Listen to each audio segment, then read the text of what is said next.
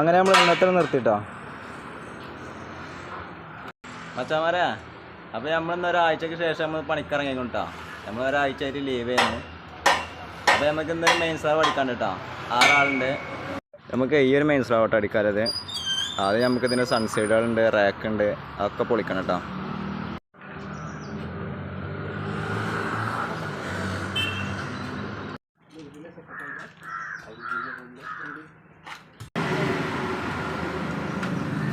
നോക്കല്ലേ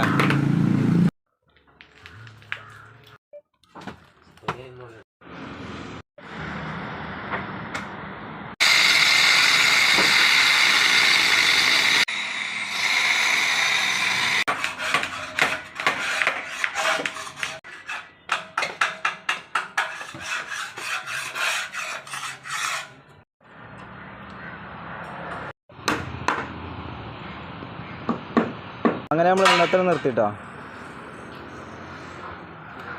നമുക്കിനി നാളെ കുറച്ച് ഷീറ്റ് വേണം കേട്ടോ. ഷീറ്റ് നമുക്ക് നാളെ ഒരു മെയിൻ സ്ലാബ് പൊളിക്കാണ്ട്, അത് പൊളിച്ചിട്ട് വേണം കൊണ്ടുവരാൻ കേട്ടോ.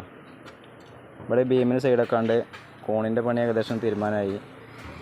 അതിലൊക്കെ ഷീറ്റ് ഇടാണ്ട് ചാട്ടടിക്കാനുണ്ട് കേട്ടോ. അപ്പോൾ ബാക്കി നാളെ. കാരണം